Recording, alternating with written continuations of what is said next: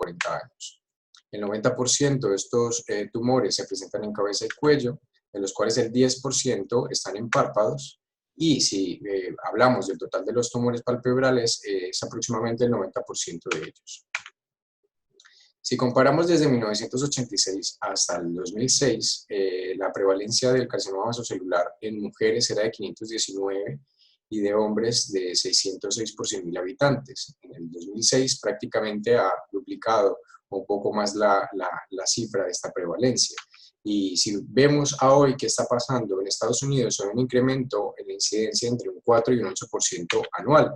Esto representa entonces que aproximadamente 2 millones de personas en Estados Unidos son diagnosticados, o sea, tienen un diagnóstico nuevo cada año, con un aumento del 70% de las visitas por cáncer a nivel de la consulta, y con una representación económica con un aumento en el 126.2% del anual.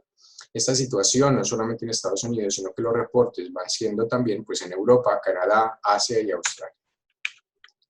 Como factores de riesgo tenemos que ver que uno de los más importantes es la exposición a las radiación ultravioleta, especialmente en los casos que son intermitentes.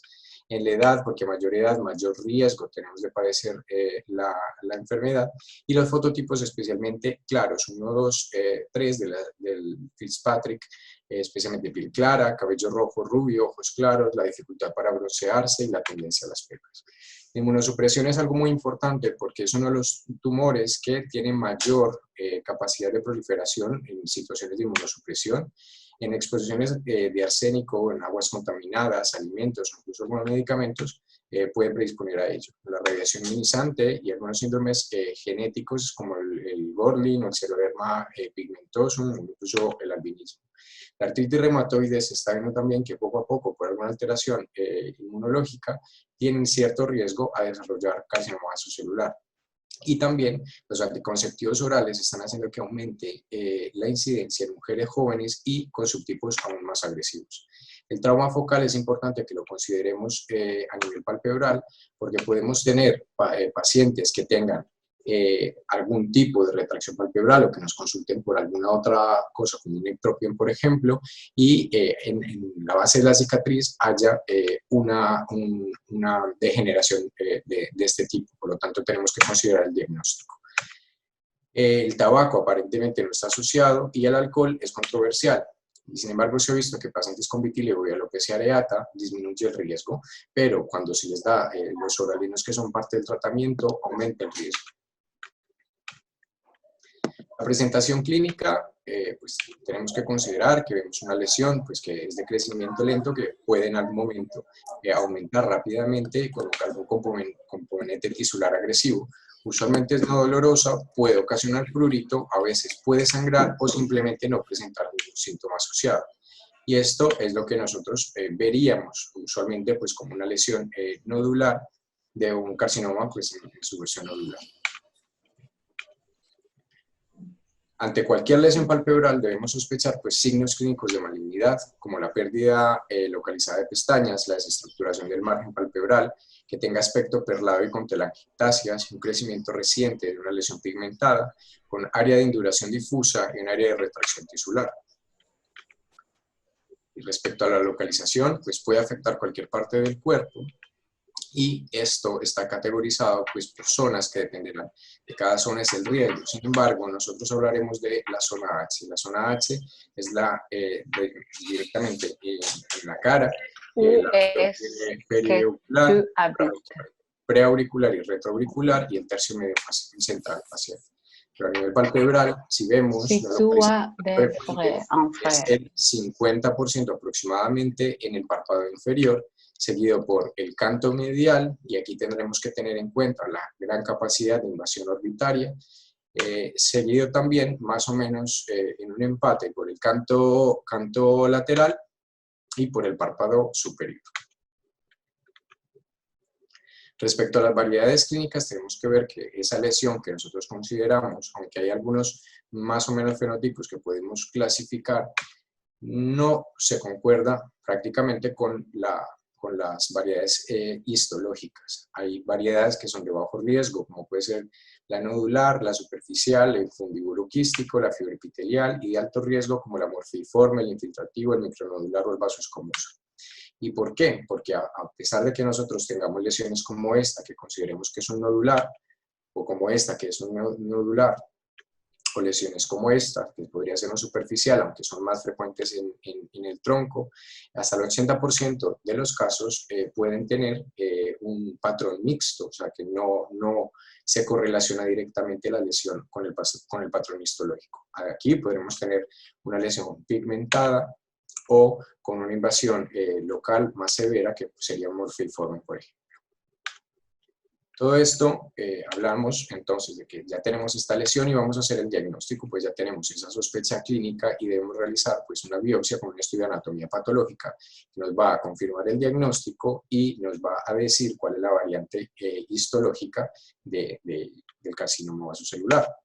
Sin embargo, hay otros tipos de pruebas que se han visto que tienen algo de eficacia. Por ejemplo, la microscopía con focal reflectante, con una sensibilidad y especificidad bastante alta, y si se asocia a dermatoscopia puede incluso identificar el subtipo sin necesidad de biopsia.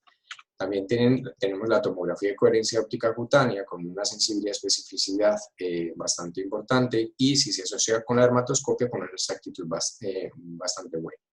Pero estos pues, son de difícil acceso y son medios caros para hacer el diagnóstico. Por lo tanto, iremos a la cirugía como prueba no solamente diagnóstica, sino tratamiento. Hablando de la estratificación, tenemos que ver que esto nos ayuda a determinar el riesgo de recurrencia, nos sugiere el posible tratamiento y planear el seguimiento.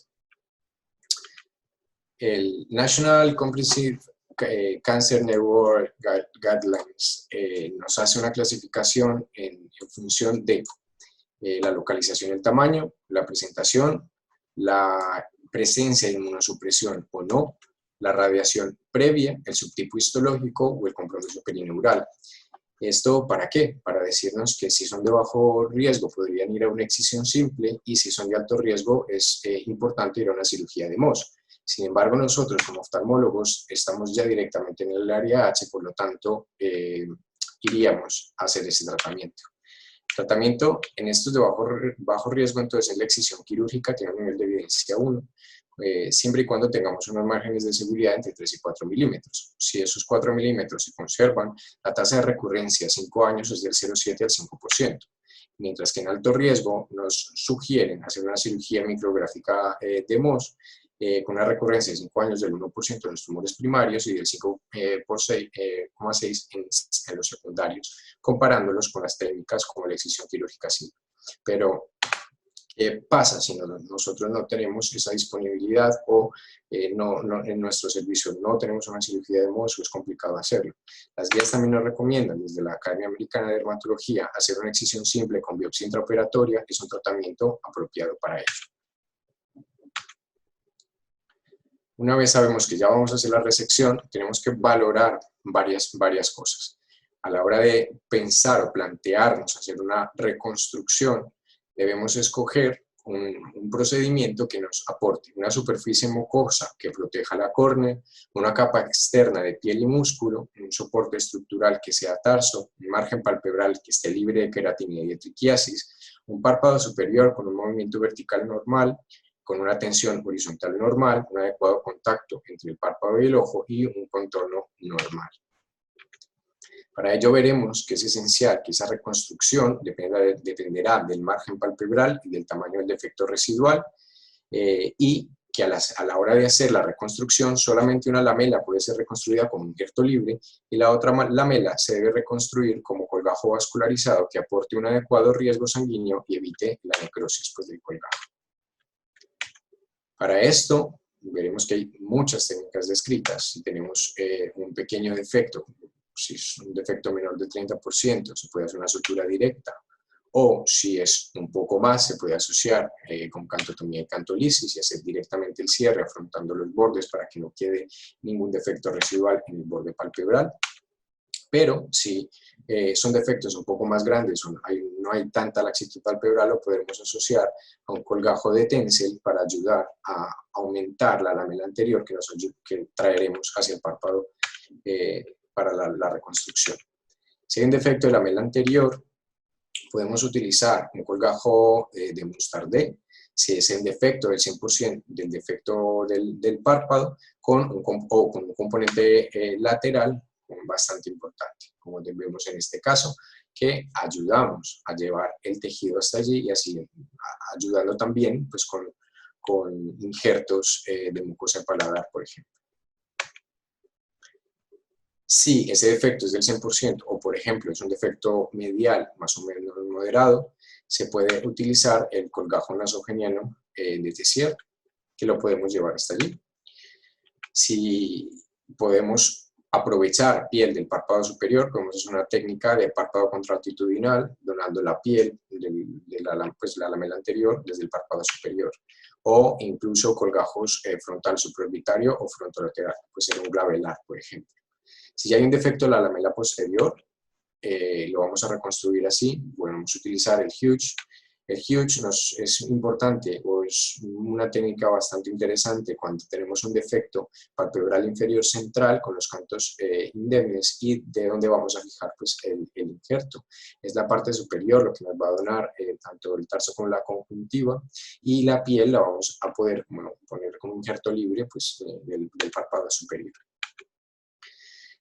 Si queremos ser un poco pues, como más estrictos, podemos hacer una reconstrucción de 4 láminas. Si tenemos un remanente conjuntival, pero sin soporte tarsal. Y si aquí debemos seguir como las mismas indicaciones. Si tenemos una lamela anterior que vamos a donar, por ejemplo, la piel con injerto libre, debemos ayudarnos de un colgajo en hamaca del orbicular, y en la parte posterior pues la vascularizada sería la conjuntiva con un injerto de paladar, por ejemplo. El efecto del párpado superior nos vamos a ayudar también del párpado inferior, que será el donante. El Kutter-Beer nos ayuda. Aquí vemos, por ejemplo, en esta técnica, cómo es el tejido el que nos ayuda desde el párpado inferior, que lo vamos a transposicionar hacia arriba. La ventaja de esto es que el párpado inferior no requerirá pues, una reconstrucción secundaria, sin embargo, pues no quedan pestañas allí en el borde palpebral. Si queremos una reconstrucción que nos dé un aporte o aporte a esas pestañas, se ha descrito la de AB Mustardé, en el cual si hay una rotación del párpado inferior, pero requerirá un segundo tiempo la reconstrucción del párpado inferior y del párpado superior también.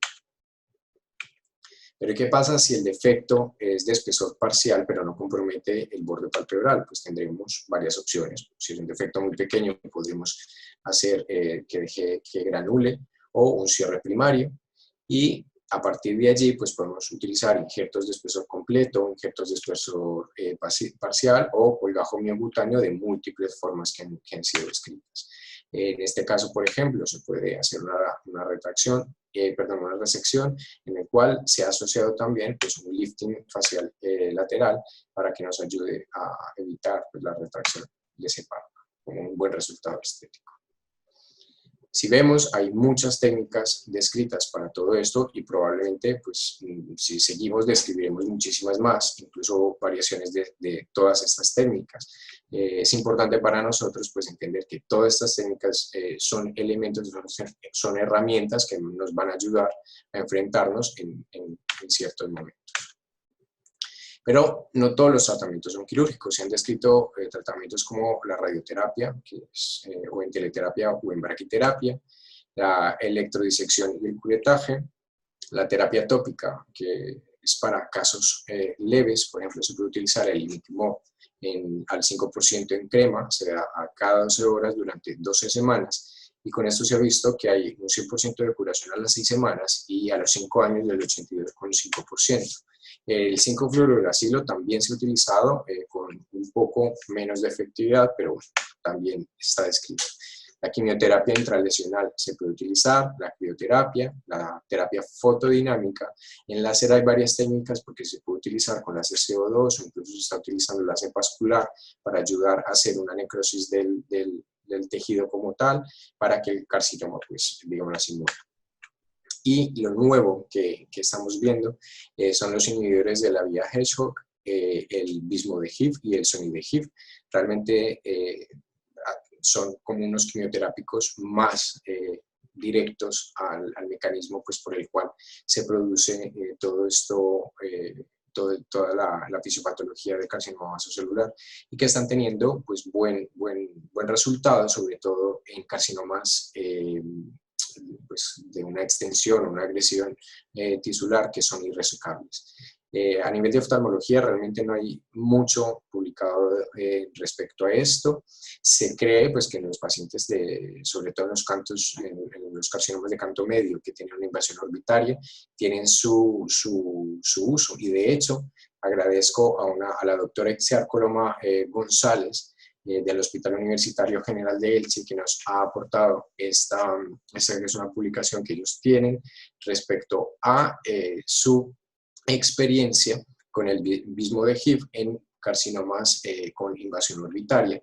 Este es el resultado de pacientes a 8 meses en los cuales hay una curación, bueno, una remisión, no solamente pues, clínica, sino radiológica de estos pacientes. Ese es otro caso de la doctora. Como efectos secundarios pues, de estos, casi todos tienen ageusia, pueden tener náuseas, vómitos, realmente son más o menos bien toleradas, pueden dar calambres. Sin embargo, aún hay muchas cosas que hablar respecto al seguimiento y al tratamiento con esto, porque aunque hay varios esquemas, no se sabe exactamente hasta cuándo se debe dar el tratamiento o durante cuánto tiempo debe ser el seguimiento. Hay mucho todavía. De hecho, una vez, o sea, digamos así, hay una cierta curación de estos carcinomas, pueden haber de efectos isla, es decir, que quedan ciertas zonas con células carcinógenas y allí, una vez vuelve a haber una recidiva, puede ser difícil hacer una cirugía de MOS, por ejemplo, porque se toma una biopsia, puede ser negativa, pero en ciertas zonas puede haber restos de tumor. Como conclusiones, podemos decir que el carcinoma vasocelular es la neoplasia más frecuente del humano y su incidencia está en aumento. La radiación ultravioleta es uno de los principales factores de riesgo, por lo que es importante tener en cuenta la fotoprotección. A pesar de que hay múltiples variantes histológicas, hay una correlación clínica directa, ya que el 80% presentan patrones mixtos. El tratamiento de elección es la resección quirúrgica con márgenes de seguridad por lo menos de 3 o 4 milímetros en los superficiales y con el MOS en los agresivos. Hay múltiples técnicas de reconstrucción palpebral que debemos tener como herramientas en nuestro arsenal terapéutico para ofrecer a nuestros pacientes no solo curación, sino un adecuado resultado estético y así garantizar una mejor calidad de vida. Muchas gracias. Muchas gracias, Diego. Muy bueno, muy completo. Buenos resultados de los pacientes. Más o menos como en estadística, que al mes cuántos les llegan en su consulta. Nosotros, o sea, es que depende también pues como de la práctica, si es el centro privado o el centro público. Hemos estado también hablando con muchos compañeros. Nosotros usualmente sí tenemos algunos tipos de consultas en la privada, pero llegarán, o sea, no te sé decir exactamente, pero por lo menos unos 3 o así al mes. Ok. Está bien. No sé si de pronto Juan Carlos Tiene... nos ayuda también con la parte desde la pública. En el hospital es mucho más prevalente. Y la tristeza es que muchas veces ya llegan con compromisos avanzados. Es lo importante también de formar los oftalmólogos de los centros de salud y de atención primaria, que no dejen escapar este tipo de lesiones y cuanto antes las envíen a nosotros. O claro, si ellos pueden hacer alguna actuación inicial, alguna biopsia o alguna cosa que se animen, pues no dejarlos avanzar porque muchas veces son un problema, son subvalorados. Claro, aquí un mensaje importante es si hay una lesión sospechosa o muy pequeñita o algo, o sea, no darle cita para dentro de un año y ya luego que ya llegue bien grande y avanzado o que el paciente se pierda, sino que si tenemos alguna sospecha o alguna duda, citarlo más cerca y si ya pues no nos queda duda de nada y ya si pensamos que podría ser un CBC, pues ya de una vez tomar las medidas, la cirugía o la biopsia o remitirlo. Y también pues depende mucho de la localización, la exposición al sol y el tipo de piel, que por eso supongo que en España hay bastante. Bueno, si quieres, Juan. Vale. Voy a ver cómo hago compartir la pantalla. Ya la puedes compartir. ¿Alguien tiene alguna duda de esta primera parte?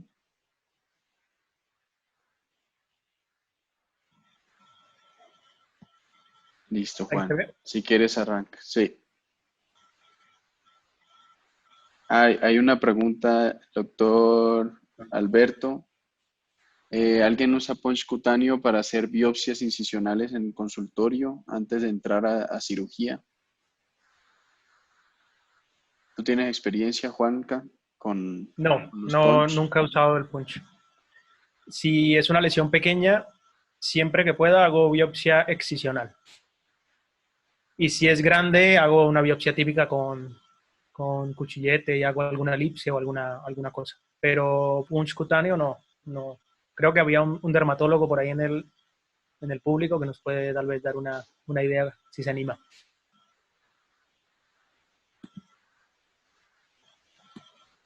Vale, Dale, si quieres. pues yo creo que voy empezando. Ajá. La mayoría de las cosas de mi charla, pues algunas cosas, perdón, las dijo Diego.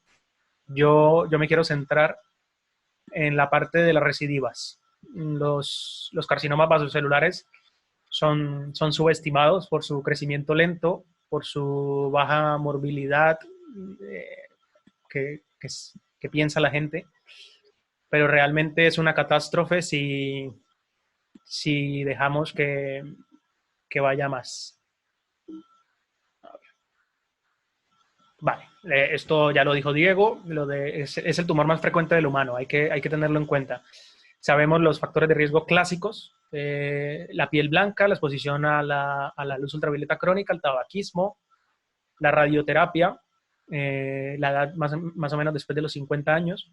Hay algunas anomalías congénitas como el síndrome de Gorlin o el seroderma pigmentoso, que nos condiciona que tengamos más número de tumores. Por ejemplo, esta paciente de la foto de la derecha inferior es una paciente de la residencia, que no se me olvida que la vi los 4 años de residencia y cada vez le quitábamos uno más, uno más, uno más y salía en otro lado hasta que al final terminó exantenada. La metástasis es muy rara, las recidivas son poco frecuentes, pero hay que tenerles respeto.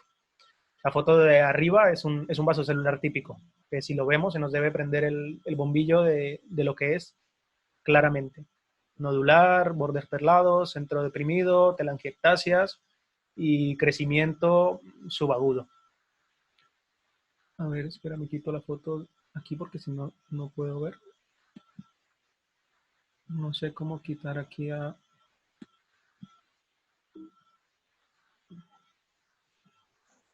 ¿Qué parte, Juanca? Te ayudo. que me sale tu fotito y me ocupa una parte de la...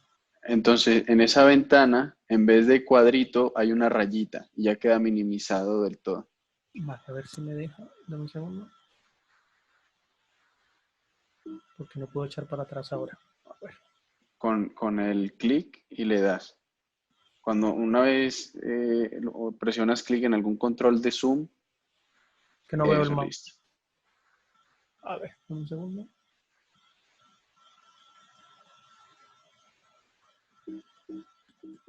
¿Cómo puedo echar para atrás? Tienes que poner el mouse en la parte inferior izquierda y que te salgan las flechitas y ahí le das para atrás.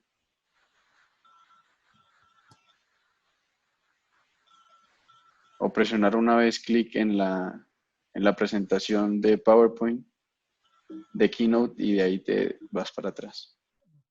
No doy.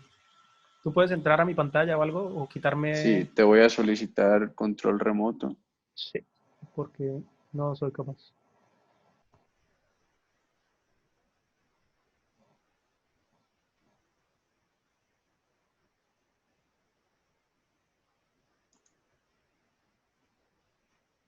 ¿Más para atrás? Una Ahí. para atrás. Vale, y si me puedes quitar tu fotito de ahí que me tapa. Esa parte sí no sé si lo puedo hacer. Vale, ¿Ahí te lo bueno, quité o ya, no? ya sigo así. Vale. El tema de los márgenes quirúrgicos. Nosotros preferimos hacer una resección quirúrgica porque podemos tener el control de márgenes. Hay muchos tipos de tratamiento de carcinoma vasocelular, pero con estos otros tratamientos no tenemos el control que tenemos de los márgenes. Para buscar unos márgenes negativos, debemos conseguir quitar el mayor de tejido sano posible. En el párpado jugamos con poco tejido, escaso tejido y tejido muy importante de preservar.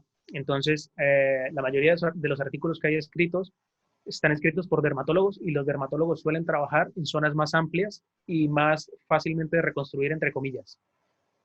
Entonces, entre más los márgenes quirúrgicos, entre más grandes, es mejor. A nivel general recomendamos con un vaso celular al menos 2 milímetros, si se puede 3 milímetros, está perfecto. Con un escamoso, al menos 3 milímetros y con un sebáceo son 4 milímetros. El sebáceo es importante diagnosticarlo temprano porque nos llevamos casi el párpado entero cuando lo encontramos. En este estudio que muestro las gráficas a la izquierda, vemos que en vasocelulares de menos de 2 centímetros, con un patrón histológico no agresivo, el quitar un margen de 2 milímetros, el porcentaje de márgenes libres de tumores del 70%, 3 milímetros 85 y 5 milímetros del 95. Y por el contrario, cuando nos encontramos un patrón histológico que es de invasión agresiva, pues debemos quitar un poco más. Por eso también muchas veces, si podemos tener una biopsia previa, podemos pensar en cuántos milímetros vamos a quitar. Luego, la tasa de recurrencia a los 5 años con un borde positivo, si es periférico, es del 17% y si es profundo, es del 33%. Entonces, con esto nos debemos generar la duda de si tenemos un borde positivo, ¿qué hacer? Si podemos, es reintervenir. Depende mucho de los medios que tengamos, de las características del paciente, de lo que quiera el paciente, pero siempre que se pueda, yo quitaría ese borde positivo y volvería a hacer un control. En este caso, a la derecha, muestro un vaso celular infiltrativo. Lo que hago es marcar el borde clínico, el que veo con el microscopio, con las telelupas, y a ese borde clínico le sumo un par de milímetros a cada lado. Lo envío en intraoperatorio. Lo que hacemos en el quirófano es ponerlo de primero en el parte, esperamos, hacemos un par de cirugías más, y cuando el patólogo tenga el resultado, lo reconstruimos. Si el patólogo nos dice que hay alguna célula o algún borde positivo, ampliamos y volvemos a esperar. El patólogo no nos suele dar el diagnóstico histológico, nos suele decir es un vaso celular, bordes negativos, pero no nos suele decir es un infiltrativo, porque para eso necesita su tiempo. Pero con que nos diga los bordes es lo que necesitamos. En este caso lo que hice fue reconstruir con un injerto tarsoconjuntival para la mela posterior y un avance de piel para la mela anterior, con bordes negativos obviamente. Este es otro caso de un vaso celular recidivante de canto interno que si lo vemos a simple vista parece la placa ulcerada a nivel del tendón cantal medial de la nariz, pero vemos más abajo que tiene otra lesión indurada como un cordón fibroso que también es vasocelular. Entonces, en el quirófano lo quitamos lo más profundo que podamos con los márgenes de 2-3 milímetros y lo mandamos al patólogo. En este caso vemos que en la cuarta imagen de arriba le hice una ampliación superior e inferior porque el patólogo nos informó, después de que la mandé con los bordes marcados, que en esas zonas había presencia de tumor.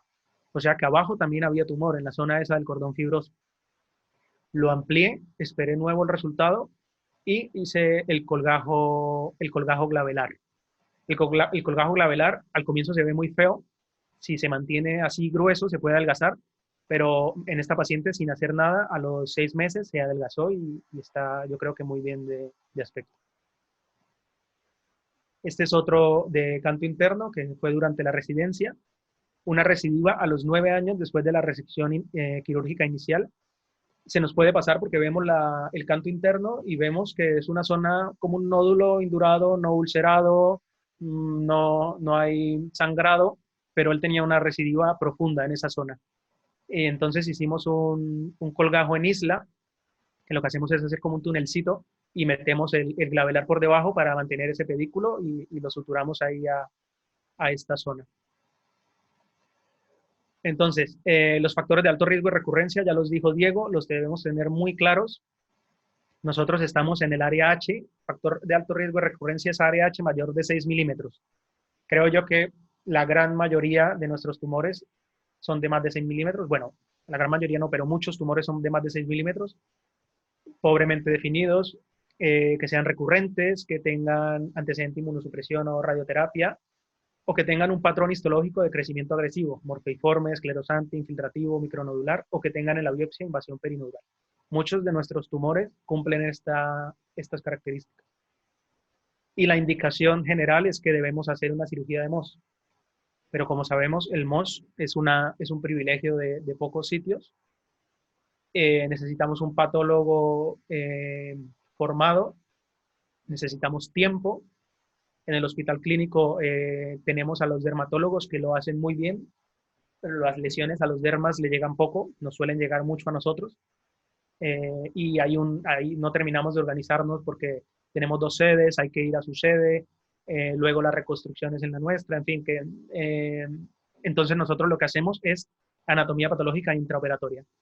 La anatomía patológica intraoperatoria, viendo la literatura, tiene una precisión comparada con la anatomía patológica diferida muy alta, del 98%. O sea, el patólogo, por más de que nosotros pensemos que está corriendo a darnos un diagnóstico, está dándonos un diagnóstico correcto y unos márgenes correctos. En este estudio de abajo, en 5 años, mirando la recurrencia de los vasocelulares, comparando una anatomía intraoperatoria y una anatomía patológica diferida, vemos que tuvieron una recurrencia del 0% con la intraoperatoria y de casi el 10% con la diferida. O sea que no hay que dudarlo, hay que hacerla, hay que esperar, por más de que tengamos los márgenes clínicos claramente identificados. El MOS, pues lo conocemos, tiene unas tasas de curación altísimas, del 99% a los 5 años y sobre una recidiva al 94%, con unas recurrencias muy bajas del 1% a los 5 años y comparadas con casi el 10% de las resecciones quirúrgicas de cualquier forma, ¿no? Con anatomía patológica intra o no. Como ya les dije, necesitamos un entrenamiento de un patólogo, un dermatólogo. En Estados Unidos, el 35% de los casos de vasocelular palpebral lo hacen con MOS y en España solamente el 1%. En Latinoamérica yo pienso que debe ser menos. Aquí en España yo creo que es menos del 1% también. Todos conocemos el MOS, es ir cogiendo cachitos de la lesión, ir estudiándolos y ir viendo los bordes de manera muy, muy específica. El canto interno. El canto interno es el factor de riesgo más ampliamente descrito a recidivas. El canto interno se asocia con más agresividad, con más invasión orbitaria. Es una zona compleja de reconstruir. Tiene zonas de fusión embrionaria, periorificiales, que es muy difícil hacer seguimiento de las células que quedan ahí en esa zona. La gran mayoría de tumores que invaden órbita entran por ahí. Estos son 2 casos también de mi residencia, de recidivas de vasocelulares de canto interno. Vemos el del lado izquierdo, es una recidiva a los 3 años y 3 meses, y el del lado derecho, perdón, son 12 años después que hacen recidivas. Estas zonas son muy, muy, muy recidivantes. Este paciente también es de la residencia, un paciente, yo hice la residencia en Huelva, en Andalucía, que es gente de raza blanca, pero son muchos que se dedican al mar, son marineros con exposición al sol crónica, entonces se ve mucho vasocelular y mucho terígeno en esa zona.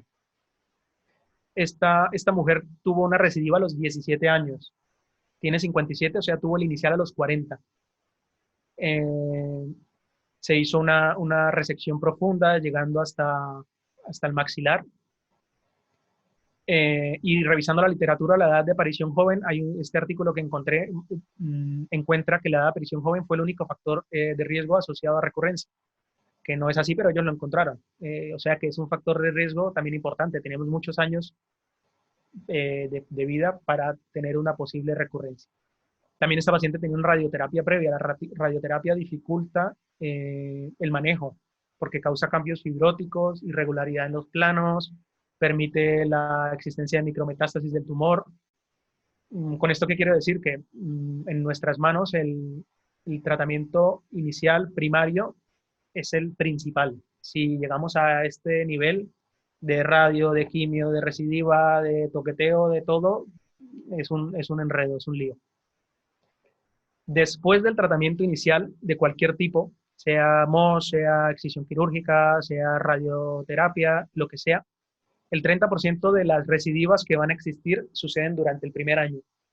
Luego el 50% del total durante el segundo año y dentro de los primeros 3 años. ¿Perdón? ¿Me escuchas bien? Sí, Juan, todo perfecto. Es que te veía hacer un gesto, pensé que me decía salud. Durante los 3 primeros años ocurre hasta el 66% de las recidivas totales. Quiere decir que los pacientes, si podemos, no debemos soltarlos antes del tercer año. Si podemos hasta el 5.º año, pues genial. A veces en la sanidad pública no es posible tener un paciente de 5 años viniendo a decir que está bien. Pero al menos advertir signos de alarma, porque entre el 5.º y el 10 años sucede el 18% de la recidiva restante.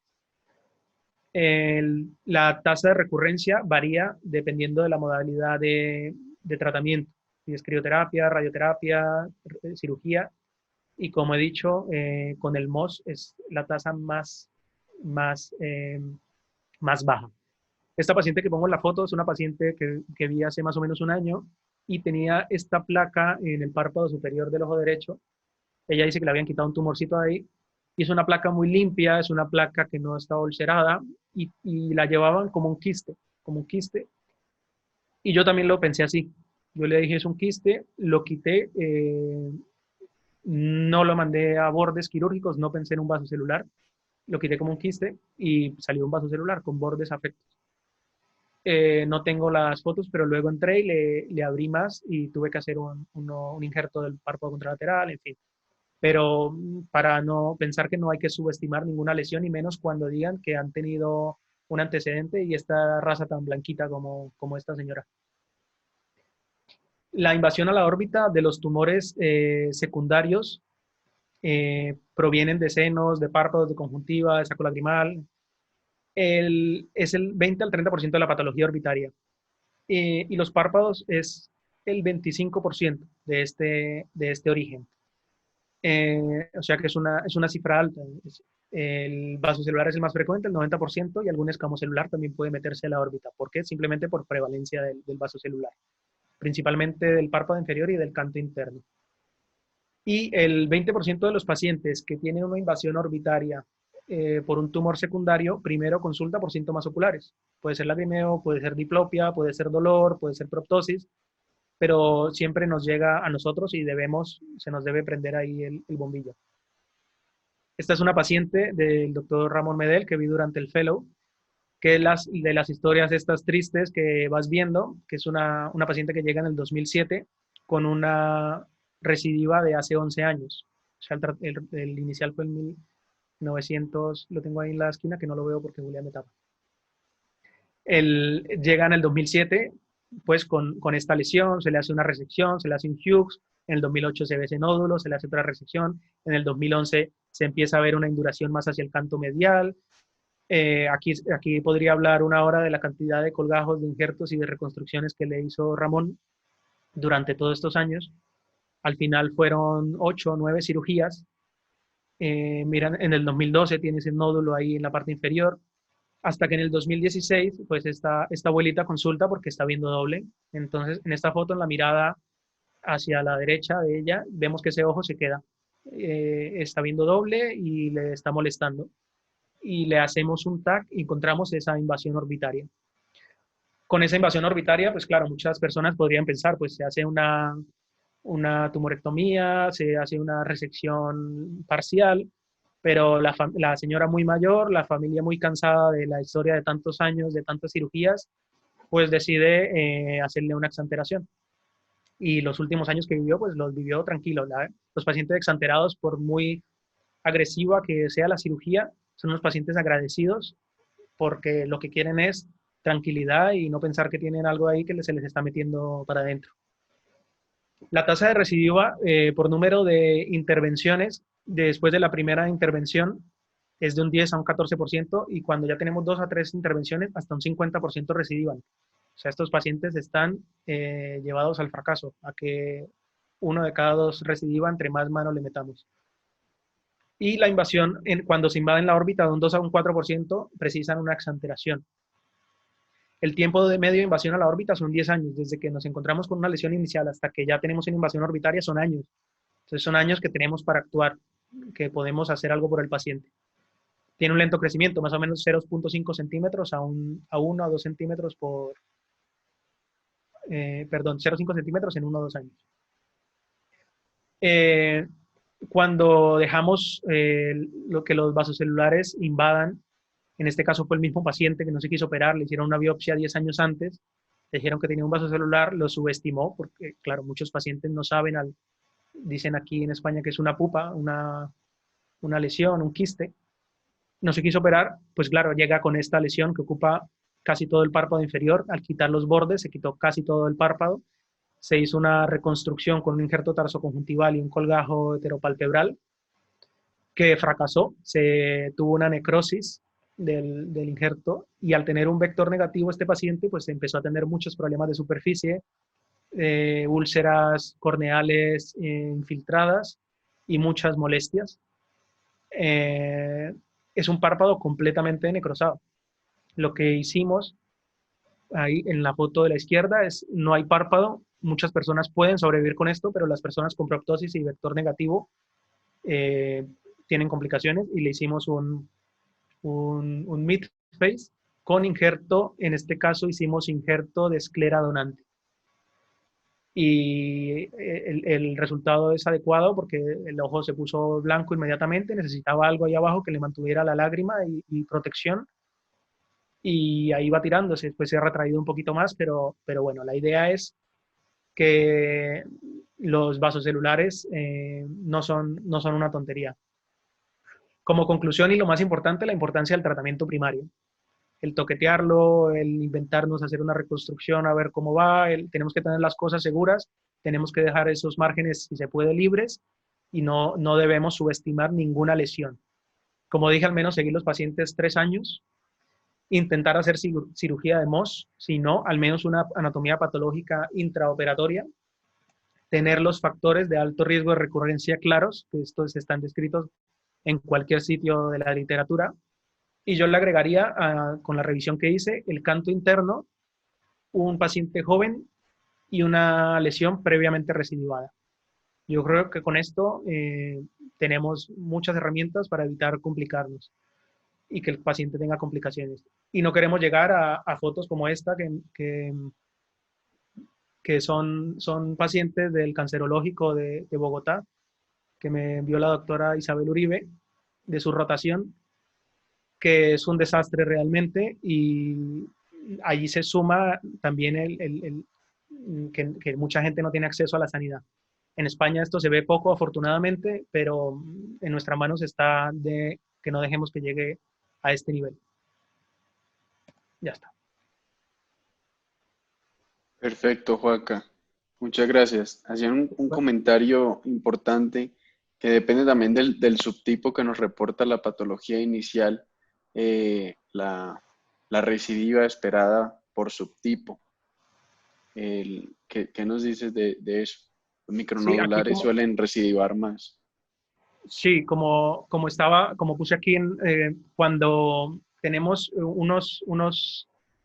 una anatomía patológica de alto riesgo de infiltración, tenemos que tener en cuenta que desde un comienzo tenemos que ampliar los márgenes. Tenemos que ampliar los márgenes desde un comienzo, si podemos, a 3 milímetros para conseguir márgenes libres, porque son los que más dan problema. El vasocelular por frecuencia, tal vez el que más comúnmente encontramos asociado a residuo, pero realmente en porcentaje el infiltrativo o el morfeiforme son los que más nos van a dar problema con seguridad. Vale. Juan, otra, bueno, a todos, ¿Cómo se puede compartir? cuando ponen participantes, ahí pueden levantar la mano y yo me fijo quién quiere participar y le doy la palabra.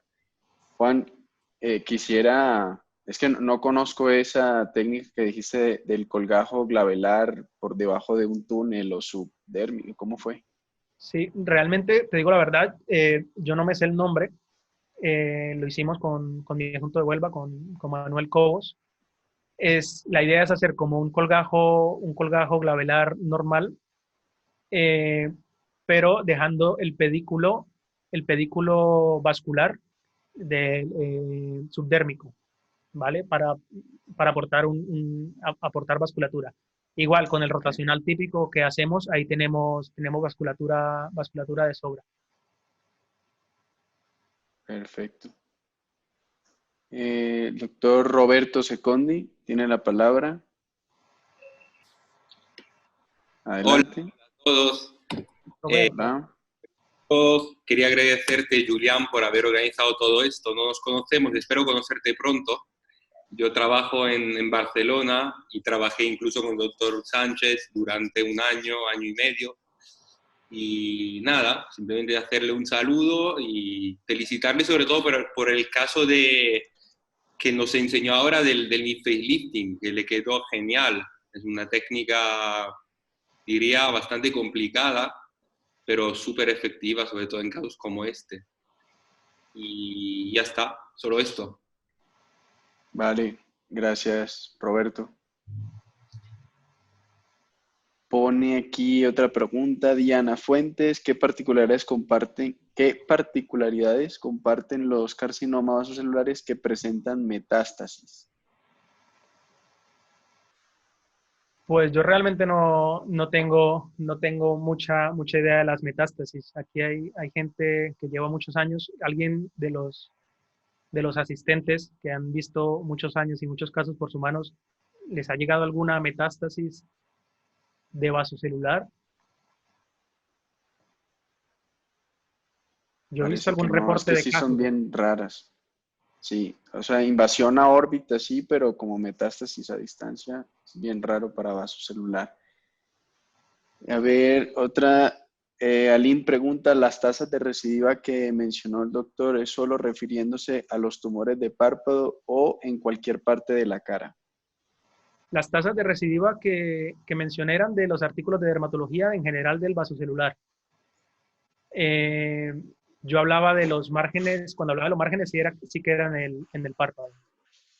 En el párpado debemos ajustar muy bien los márgenes por el tejido que debemos preservar. Vale, perfecto. ¿Alguien más tiene alguna pregunta? El doctor, con respecto a la metástasis, dice el doctor Pablo Pérez, que lleva 10 años en hospital público y que no ha tenido ninguna metástasis por vasocelular. Son extremadamente raras. Pregunta el doctor Juan Pablo, citología exfoliativa para confirmar un tumor vasocelular u otro antes de la decisión quirúrgica. No sé qué es la citología exfoliativa. Como de impresión, pero yo aquí pues preferí si vamos a hacer alguna confirmatoria, pienso que sería como el punch o Una biopsia incisional. sí, una biopsia incisional, más que una citología. Eh, ok, el doctor Tobilla y Pomar, lo voy a buscar para darle la palabra. Ah, pero no lo veo. Bueno, ahorita lo encuentro. ¿Alguien más tiene alguna pregunta? Donaji Morales, adelante. Gracias. Hola, soy Donají de México. Muchas gracias por las charlas. Me parecen muy bueno el tema a abordar porque la incidencia efectivamente ha aumentado mucho. Yo creo que en todo el mundo por diferentes factores. Y yo quería comentar que, bueno, ya lo comentaron también en algunas preguntas del chat. Mi experiencia, personalmente no recomiendo, o bueno, yo no hago ningún tipo de biopsia diagnóstica ni citología antes de una resección quirúrgica, ya que dos motivos principalmente. Uno es que suele dejar cicatriz, obviamente, cualquier pequeña porción de tejido que tomemos, y porque me han mandado pacientes que ya están biopsiados para ya hacer la resección. Creo que en el caso de los párpados tenemos que ser muy cuidadosos porque una biopsia nos va a dejar una cicatriz y eso implica que no distingamos exactamente el margen. Normalmente operamos tomando en cuenta los márgenes que vemos macroscópicamente, en mi caso que no hago MOS. Entonces, para nosotros la visión del tumor como virgen, sobre todo en tumores pequeños, es súper importante porque es la que nos va a dar la pauta para ver qué tanto margen vamos a tomar. Esa es para mí una de las razones. Y la segunda es que creo que tenemos la ventaja, no digo que sobre los dermatólogos, pero sí un poco que tenemos la lámpara de hendidura. Y con los datos clínicos de un vaso celular, la verdad es que tenemos una certeza diagnóstica súper alta porque tenemos una magnificación mucho mejor que la de un dermatoscopio, por ejemplo. Entonces, eso es personalmente, por eso no uso la biopsia antes y no la recomiendo. Prefiero que los manden así para una evaluación clínica y si decido hacer la cirugía, es una cirugía excisional de inicio con los márgenes que se toman en cuenta. Y otro comentario que quería hacer con respecto al diagnóstico, bueno, a los factores de riesgo y todo, que sí, personalmente, creo que no se nos debe olvidar el objetivo de un tratamiento oncológico.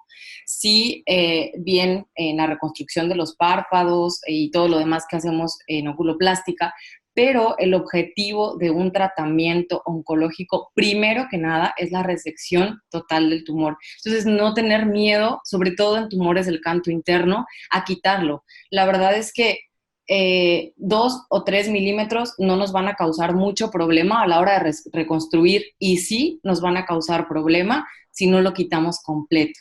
Entonces, definitivamente que es la principal causa obviamente, de recurrencia, sobre todo los tumores del canto interno. No olvidarnos del margen profundo, que es como que a veces tomamos lo de alrededor, pero también tenemos el margen profundo que tomarlo en cuenta. Y pues nada, muchas gracias, esa es mi opinión. Vale, Donají, gracias.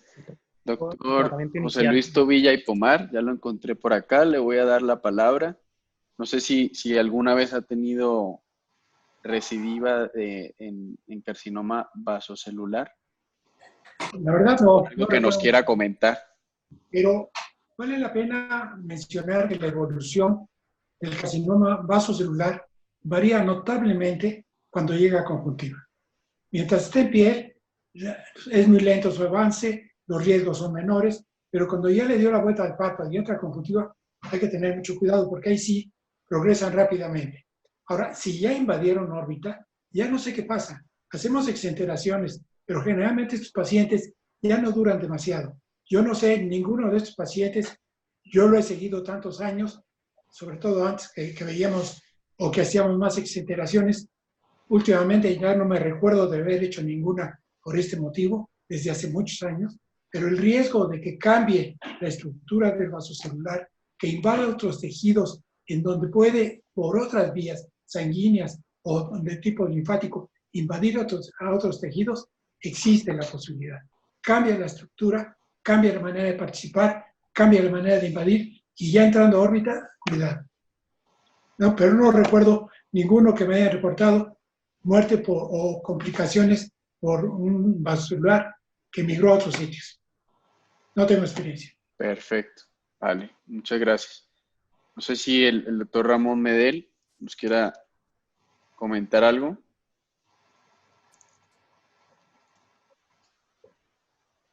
¿Puedo? Adelante. Hola. Hola. ¿Me oís? Sí. Sí. Bueno, yo justamente estaba escribiendo una pregunta. Y es que, a ver, ¿cuál era vuestra experiencia en vuestro medio en cirugía de Mohs? Porque en España, y en mi caso, hemos visto o trato muchísimas recidivas de cirugía de Mohs y muchas del mismo cirujano. Con lo cual, quiere decir que no se hacen bien. Y yo me gustaría saber si alguno quiere decir su experiencia en vuestro país, porque la cirugía de Mohs se ha popularizado mucho en dermatólogos y realmente, al menos en nuestro medio, nadie la hace bien. Porque teóricamente es una cirugía que prácticamente la recidiva tiene que ser cero. ¿Eh? Y se hace para eso. Si ya tenemos una técnica que tiene un 98% de éxito, ese pequeño margen se tendría que cubrir con la cirugía de Mohs. Y no es lo que vemos en la práctica. Con lo cual yo creo que se hace mal.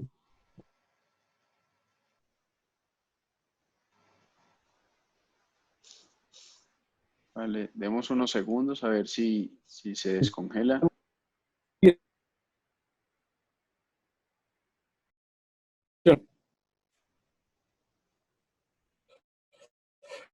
Perdimos, Ramón. ¿Puedo hacer un comentario? Sí, es que Sí. quedó congelado un momento, pero continúas con la palabra. Sí. Mira, para mí es muy importante que en la entrevista, cuando viene alguien con un supuesto carcinoma vasocelular, que es un tumor, entre comillas, benigno, se mencione la palabra cáncer. Porque la gente que recidiva es la gente que no le da importancia a las lesiones. O sea, la gente cirujanos que dicen, bueno, es una lesión que no es mala, no es muy mala, es bastante benigna, y suavizan sus palabras, y esos pacientes cuando salen de la consulta se van y muchos no vuelven. Y yo creo que eso es muy importante a la hora de evitar que el tumor crezca y evitar que haya recidivas, ¿no? Entonces, es una lesión que es maligna y es maligna. Es falso. Yo no he tenido metástasis y no creo que haya muchas descritas, pero sí describimos hace unos años una transmisión perineural de un carcinoma vasocelular intracraneal. ¿Vale? Y eso está descrito, lo publicamos con mis residentes en el Valle d'Hebron hace muchos años. Pero son cosas rarísimas. Pero eso no quiere decir que haya que quitarle importancia, al revés. Hay que darle mucha importancia porque es la primera causa de exenteración. Y sigue siendo la primera causa de exenteración, siendo una lesión pseudo benigna, con lo cual lo estamos haciendo bastante mal. Vale, gracias. Sharon, adelante. Yo quería comentar lo que preguntaste, Ramón. Yo cuando acabé oculoplástica estuve con la doctora Vita Ismaili en el MD Anderson y dentro de mi rotación me fui con los dermatólogos especialistas en Mohs y roté con ellos un par de semanas para aprender y ver cómo funcionaba la cirugía de Mohs y en realidad cómo era, porque lo que hacemos en la mayoría de los lugares de Latinoamérica no es en realidad una cirugía de Mohs como tal. Y la forma en la que yo aprendí, pues no aprendí, pero vi cómo se hacía la cirugía de Mohs, que es bastante distinto a lo que, por lo menos en México y en Latinoamérica, describen ellos como cirugía de Mohs. Hasta el procesamiento de la muestra es completamente distinto. Y no sé en España, pero en México muchos dermatólogos le llaman cirugía de Mohs a solamente hacer cortes constantes Del margen. pero por un proceso de es así. El proceso de la muestra se corta distinto, se procesa distinto. Es que el veterinario está muy bien, pero yo no sé si más todo el mundo como ellos lo dicen. Esa es la primera cosa que te quería decir. Y la segunda, ¿qué preguntaste al final? Que algo quería decir. ¿Qué fue lo último, Juli? ¿Qué será? De... Sobre la exenteración. Bueno, sí. Que Que es la principal causa De el exenteración. vasocelular de exenteración. ¿Sí? No Bueno, te ahorita que recuerda me nada. acuerdo les digo, pero bueno, en general, la verdad es que lo estamos haciendo más por biopsias por congelación. Nosotros aquí no, preferimos dar márgenes amplios. 2 milímetros yo no le doy, aunque sea un vaso celular que se vea tranquilo. Yo prefiero darle 4 o 5 milímetros en la medida de lo posible, hacer reconstrucciones más grandes, pero dar un margen de seguridad más grande al patólogo también, porque confío más en sus congelados que en sus MOS que en realidad están Sí. haciendo. Y eso es lo que estamos haciendo aquí en el hospital. No sé las demás personas qué resultados tengan. Ya me acordé que era lo otro que iba a decir. Que no sé los reportes de patología que les envían a ustedes, pero a nosotros muchas veces nos mandan reportes de patología en donde dicen el subtipo y dicen los márgenes y no dan detalles del tipo.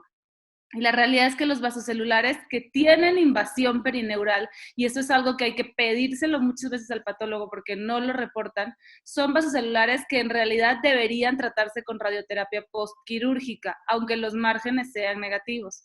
Porque la invasión perineural en un reporte de patología es un indicativo de una tasa de agresividad mucho más alta. Y eso no la mayoría de gente no lo hace. Es muy raro conocer a un paciente con un vaso celular que fue radiado postquirúrgicamente. Y la realidad es que si no se lo pedimos al patólogo, no lo reportan. Entonces, eso nos recomendaron muchas veces decirle al patólogo, repórtame la tasa de mitosis, que también habla del grado de agresividad, repórtame la invasión perineural y repórtame había otro dato, creo que era la cantidad de células malignas o algo así por milímetro. Se los paso después, tengo ahí los datos, pero son cosas que hay que pedirle al patólogo. Donna quizás nos puede ayudar un poco más con esos datos, pero son cosas que hay que pedirle al patólogo porque en caso de positividad hay que valorar radioterapia postquirúrgica aún con márgenes negativos. Vale, gracias. Doctor José Luis Tobilla quería comentar algo, igual aquí una pregunta que le podemos hacer. Sí, ¿qué experiencia tiene con el imiquimod o el mismo de HIP? ¿Esa para quién? Para ti. No, con el Bismodegib aquí prácticamente no tenemos experiencia. La verdad es que entró, es muy caro y nos ha costado mucho trabajo empezarlo. Sharon, cuando estuvo en Houston, trató de traerlo y venía muy ilusionada por los resultados que había visto en Houston. Y la verdad es que nunca tuvimos acceso al laboratorio, los pacientes no lo pueden pagar. El imiquimod sí, la verdad el imiquimod va bastante bien. Y yo generalmente lo recomiendo cuando hay sospecha de que puede haber algún borde residual, después de quitarlo, no como para tumores primarios. Se los doy a los pacientes. El problema es que luego les arde mucho en el ojo si se les mete. Lo recomiendan más para lesiones múltiples. Y puede ir bien como coadyuvante a todo lo que ya dijeron, que me parece perfecto, y la revisión que hicieron de los tumores y de la reconstrucción creo que es perfecta. Yo nomás quisiera aclarar algo, y no aclarar, hacer hincapié, y Juan Carlos lo dijo muy bien. Sé que hay mucha gente joven aquí. Nunca menosprecien una lesión, y a veces cuesta trabajo, y Ramón también lo dijo muy bien, si sospechamos que es cáncer, es cáncer. Y bueno, hay cánceres que son más buenos o menos agresivos que otros, pero al final es una lesión maligna. Entonces, todas las lesiones sospechosas que vean, quítenlas y mándenlas a patología. Es bien común que la gente las quite y las tira. Mándensela al patólogo. Ya se la quitaron, el paciente lo va a pagar y el paciente se los va a agradecer. Si es benigna, bueno, ya se curó, y si es mala, pues ya verán qué hacen. Y un último comentario contra lo que dice Sharon. Nosotros estamos muy acostumbrados, y nuestro patólogo, que también es un tema con el que batallamos en México, es muy bueno y es un patólogo oftalmológico. Pero es bien diferente el reporte del estudio histopatológico que te da nuestro patólogo a cuando te lo da una dermatopatóloga, porque ellos sí buscan estas lesiones. Entonces yo creo que hay que saber a quién mandarle las muestras. Es bien importante que el paciente sepa el estadio. Y fuera de eso, la verdad es que la revisión, la presentación de los dos me parece perfecta. Muy bien, gracias. Yo creo que un comentario que hiciste... Dale, Sharon. Déjame decir algo rapidísimo. Yo tuve bastante pacientes en el MD Anderson. No se te oye. Nunca he visto, no sé cómo funciona. ¿No se oye? Se oye muy entrecortado, pero ¿Ya? ahorita ya creo que ya. ¿Ya se oye? Sí. A ver, vamos a hacer que yo vi bastantes pacientes tratados con Vismodegib, los resultados son increíbles, los que mejor les va por mucho son los pacientes con Goblet Golds, definitivamente. El problema del Vismodegib en realidad es que uno no puede suspender el tratamiento, no hay protocolos en donde digan cuánto dura el tratamiento, entonces son pacientes que toman el Vismodegib por años y años y apenas lo suspendes regresan las lesiones. Esta es la primera. La segunda, los efectos adversos, que suenan muy X, son horribles y los pacientes no los toleran y suspenden solitos el tratamiento porque no aguantan los calambres que les dan nocturnos en las piernas, son completamente intolerables. La disgeusia dura por el resto de su vida y les sabe a metal toda la comida y es completamente intolerable y muchos pacientes prefieren lidiar con exenteraciones que con disgeusias así de agresivas y con calambres así de feos. Y es un tratamiento muy caro. Entonces, si lo pueden pagar y tienen lesiones muy, muy agresivas o lesiones múltiples por todo el cuerpo, pues va, pero si no, en realidad hay mejores tratamientos. Vale, gracias. Una pregunta del doctor Cristian, que si alguna vez les ha pasado que los bordes informados en la patología transquirúrgica son más lejanos que la del informe definitivo. ¿Y qué hacen en los casos en los que tienen un margen libre, pero apenas a 1 milímetro o menos? ¿Qué conducta toman en ese caso? ¿Reoperan o seguimiento? Yo creo que en parte esto ya lo respondió el doctor Tobilla, aunque si hay alguna sospecha de que quedó algo de tumor, pero no se ha visto clínicamente la recidiva, con el imiquimod estaría bien para esos casos, pero no sé qué otra conducta tomen en esos casos donde sí hay margen libre, pero apenas de 1 milímetro o menos. Entendiendo que puede haber como unas siembras de islotes de vaso celular por fuera del límite libre. Es una opción. Julián, sí, adelante. Ajá. Nosotros tenemos, hicimos ahí con la doctora Raquel un trabajo justamente sobre márgenes positivos, márgenes microscópicos positivos en el Hospital de Oncología. Y justamente, pues es interesante saber cuál es la actitud que vamos a tomar cuando nos sale el margen positivo. Y es aquí donde es importante qué tipo de tumor, histológicamente, y la localización del tumor. ¿Por qué? Porque son los factores de riesgo más importantes para recurrencia.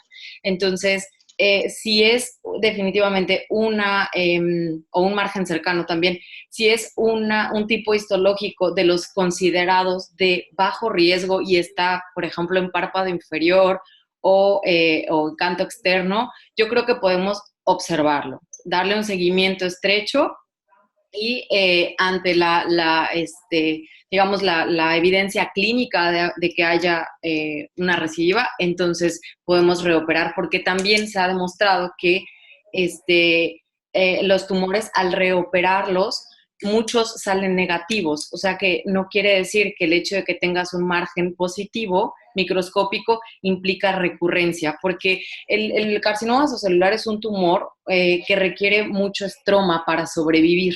En tejido inflamado y con mucha cicatrización, este estroma colapsa. Entonces, suelen morir esas pocas células tumorales que quedaron. Esa es la base para la que no todos los microscópicos positivos se tienen que volver a operar.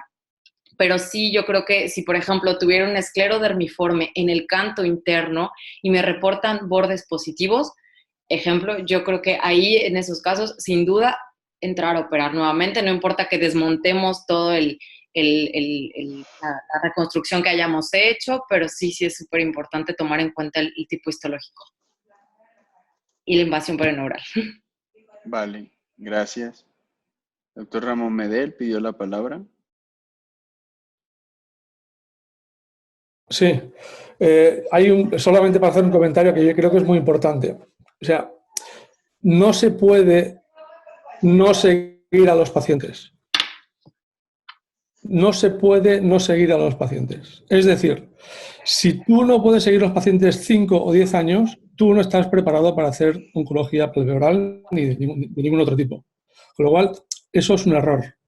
O sea, los pacientes se tienen que seguir todos. Yo prefiero, si estás en un medio que los pacientes se pierden o que no pueden visitarte porque viven lejos o no tienen medios, bueno, tiene sus excusas, pero en algunos sitios como el nuestro, en Barcelona, en una ciudad grande, o cualquier ciudad de México, no hay ninguna excusa para que ningún paciente siga todos los seguimientos, más sabiendo que tiene un cáncer. Entonces, si tú tienes ese punto, tú sí que puedes dejar una posible lesión microscópica, una recidiva microscópica y controlarla. Pero tú sabes que a la mínima que vas a tener el más mínimo lesión o signo de recidiva, vas a ser mucho más agresivo y vas a ir por ello. Pero tienes que controlarlo. Con lo cual es muy importante el factor control de los pacientes. No se puede no poder visitar a los pacientes 5 años. Se tienen que visitar durante 5 años. Y yo creo que es importante. Claro. Bien importante. Gracias. Perdón, Julián, y el paciente tiene que saber que puede volver a crecer el tumor. Exacto. Claro. Hay que platicarlo. Hay que comprometerlo también al paciente. Claro. Siempre los pacientes te piden el reporte de la anatomía patológica y le damos tranquilidad. Oiga, los márgenes están libres, estamos tranquilos, pero siempre puede quedar una célula y quiero que usted venga. Y nos vamos a hacer amigos y nos vamos a ver durante 5 años. Y los pacientes vienen encantados. Si está muy tranquilo, cada 6 meses o cada X tiempo, pero siempre hay que seguir los pacientes. Es muy importante. Fíjate que yo creo que mucho de todo esto tiene que ver con la educación de la gente, educación de los médicos. Y a mí me toca, y lo veo mucho en el hospital y en mi consulta, que gente que trae un tumor enorme y acaban de operar la catarata en el otro ojo. Entonces el oftalmólogo, que es el primer contacto, se enfoca al ojo y se le olvidan los párpados. Tenemos que educar a nuestros residentes que tienen que revisar, y ya lo decía Donna hace rato, en la lámpara hendidura se ven muy bien los párpados. Las lesiones chiquitas hay que quitarlas. Y yo siempre que doy esta plática digo que aquí el tamaño sí importa de las cosas. Pero la otra es que yo llevo un tiempo ya trabajando con dermatólogos, y cuando les platicaba que la causa número 1 de exenteración a nivel mundial era el vasocelular, no lo creían. Y te puedo decir que desde hace 2, 3 años que les di la plática, ahora me mandan tumores más chiquitos, que son vasocelulares y que se curan en el momento. Entonces mandaban ya cuando estaban en casos bien avanzados. Entonces yo creo que mucho de todo esto depende de educación, desde la escuela de medicina y por supuesto a nuestros residentes, ¿no? Vale. Lourdes Rodríguez y otros también preguntan lo mismo. ¿Cómo manejan la vía lagrimal cuando se involucra en los márgenes quirúrgicos? A cualquiera del panel. Juanca, Tobilla. O Juanca, que conteste Juanca. Ramón. Yo creo que la vía lagrimal es individualizada. Dependiendo de cuánto compromete, siempre la primera curación es oncológica, luego la siguiente grado es funcional y lo último es estético. Entonces hay que llevarnos todo el tumor hasta donde sea necesario. Luego, si se puede preservar la función de la vía lagrimal con alguna intubación, con alguna reconstrucción, pues perfecto, aplauso. Y luego, si estéticamente queda bonito, pues ya la tienes toda. Pero ese es el orden. Lo primero es curarlo y luego ver qué haces con ese. No podría decir generalidades de la vía lagrimal porque cada caso es diferente. Pero no hay que pensar que por cuidar el lagrimeo vamos a irnos justitos o vamos a dejar esto así a medias. Vale. Le doy la palabra a la doctora María del Ángel. Tiene la mano levantada. Adelante, doctora. Sí, hola. Hablo de la Ciudad de México. Pues me ganaron un poco el comentario de decirle por qué no siempre es necesario quitar el más borde cuando nos salió positivo. Como dijo la doctora, ya han presentado varios trabajos de esos. Justamente quería mencionar a la doctora Raquel Sánchez, de que el organismo es capaz, una parte, de fagocitar algunas células y la otra situación, el tejido fibroso, en donde ya no puede crecer el tumor. Entonces, es bien válido esperar y sabiendo, como dicen ustedes, que tenemos bordes positivos, pues el seguimiento va a ser un poco más frecuente que en los que no. Y finalmente a todos los tenemos que seguir. Yo siempre les digo al paciente, a los residentes, que tienen que ser 5 años, porque pues sí nos encontramos de repente sorpresas, Pero independientemente, tenemos que decirle al paciente que pueden salir en otros lados, no solo una recidiva, sino que le pueden salir nuevos vasos celulares. Sabemos, pues tenemos muchos pacientes que no solo tienen en los párpados, ¿no? En la nariz, la frente, orejas, etcétera, ¿no? Entonces, bueno, a muchos se les ha olvidado, pacientes que me llegan de otros hospitales, les digo, ¿y qué protector usa? No, pues no uso. No le indicaron que usara protector, no usan protector. Es algo que si no usan nosotros, aunque no somos dermatólogos, sabemos que tienen que usar. Por supuesto, pues en los párpados, también hay protectores que se pueden usar en los párpados. Algunos no porque arden, pero hay que decirles que tienen que usar protector, que tienen que usar gafas, que tienen que usar sombreros. Nuestros pacientes o los pacientes que yo más veo en el hospital, en privado es diferente, pero en el hospital general, pues son pacientes de campo. Entonces también es más difícil que entiendan, pero pues sí depende de uno decirles, esto le salió por el sol. Seguramente usted tiene que trabajar en el sol, pero entonces se tiene que cuidar de protegerse. Además de que tiene que usted estar pendiente de si le sale una bolita. Su cita es en 3 meses, pero si algo salió antes, pues tiene que venir antes, ¿no? Entonces, la educación al paciente es súper importante. Y a los residentes, porque sí, a mí en el hospital me ha tocado pacientes, no con catarata bilateral que podía justificarlo, con catarata y que le dejaron el vaso celular. Entonces sí, no se vale, ¿no? Porque pues lo que quieren es aprender a operar lo que les interesa, ¿no? Entonces sí hay que enseñarlos que pues es un tumor maligno y que es bien fácil quitar. Otra de mis ideas siempre es cualquier lesión de párpado, prefiero quitarla a estarla observando cómo crece, independientemente si sea benigna o maligna, igual de conjuntiva. Veo un nevo, prefiero quitarlo a después que tenga alguna transformación, alguna otra lesión, ¿no? Entonces soy de la idea de quitar las lesiones chiquitas de cualquier tipo en cuanto las veo y convencer al paciente de quitársela. Esa era mi participación. Vale, muchas gracias. Doctor Pigem, adelante. Pidió la palabra. Hola, buenas tardes a todos. Soy dermatólogo, soy compañero de Juan Carlos en Barcelona y simplemente comentar varias cosas. Uno sobre lo que se había comentado de vasocelular, posibilidad de dar metástasis. Es verdad que está reportado, pero es extremadamente infrecuente. Yo lo que recomendaría, si encontráis algún caso en que da metástasis ganglionares o incluso pulmonares, que son las más frecuentes, primero dudar de que el diagnóstico sea vasocelular, que es lo más fácil.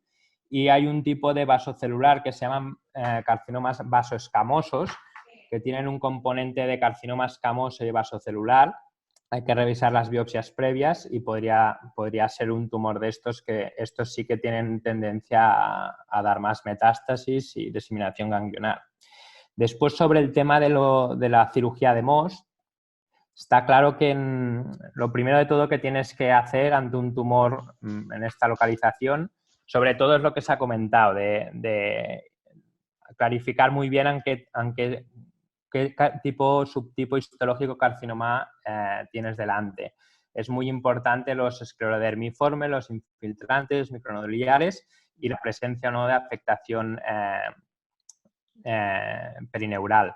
Después también el tamaño y obviamente lo que se ha dicho es de si es un tumor que ya se ha operado alguna vez o si es una recidiva, que ahí se complican las soluciones. Entonces, en referente a lo que comentaba el doctor Mel de la cirugía de Mohs, al final la cirugía de Mohs no es que sea una cirugía distinta que la que se puede hacer sin hacer cirugía de Mohs. Lo que es el concepto de cirugía de Mohs, lo único que es trasladar la pieza quirúrgica, seguir todo el proceso, que es desde orientación, corte, inclusión y tinción e interpretación al microscopio, y después los resultados que tú obtienes, trasladarlos a tu defecto quirúrgico en el mismo momento. Entonces, yo creo que puede ser persona dependiente, intervienen muchos factores y un problema que podría aparecer, sobre todo en tumores de grandes tamaños, es que la continuidad del tumor se desvirtúa un poco. Entonces, cuando empiezas a tener recidivas, tumores grandes, de más de 1 centímetro, 1,5 centímetros, recidivas, pues lo que es el margen teórico del tumor lo has de fragmentar en muchos laminillas para que te caiga el microscopio y ahí se desvirtúa un poco el concepto. Así que la solución que puedo recomendar a todo el mundo es que el que primero se encuentra el carcinoma vasocelular, cuando es pequeño y cuando no se ha manipulado, es el que más fácil lo tiene para dejar al paciente resuelto. Y claro que sí, biopsiar cualquier duda y es la forma más fácil de resolver. Normalmente los casos que van mal son estos casos que se han comentado. Pacientes que empezaron muy jóvenes, la mayoría fueron bien tratados en su inicio y han ido arrastrando las recidivas y las complicaciones a lo largo de los años. Entonces, el momento de resolverlo es mucho más complicado. Y en cuanto al bismo de Gib, está claro que es solo para casos localmente avanzados que serían irresecables y es una solución que no es definitiva ni mucho menos, reduce el tamaño tumoral en los casos que funciona bien y es un arma más en el arsenal que tenemos hoy en día, pero la cirugía siempre será ahora mismo la mejor opción. Muchas gracias a todos y cualquier cosa ya sabéis. Vale, gracias. Les comparto entonces, bueno, muchas gracias a todos los ponentes. Muy buena sesión, muy buena discusión también final. Aquí les comparto la invitación de la clase del próximo miércoles, 29 de abril. Nos va a hablar el doctor Joaquín González y la doctora Sofía Parra sobre conjuntivitis como factor pronóstico de DCR. Ya pronto a sus correos y en la página web actualizaré la página para que tengan acceso a la charla. Bueno.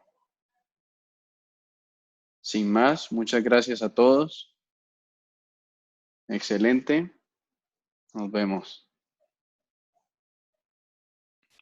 Quédense los chicos nuestros.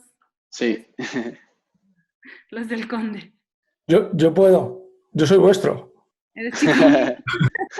El chico. Bienvenido a quedarte, chico. Luego. Bienvenido. Siempre has sido parte del equipo, mi querido Ramoncito. Es vuestro, pero no chico.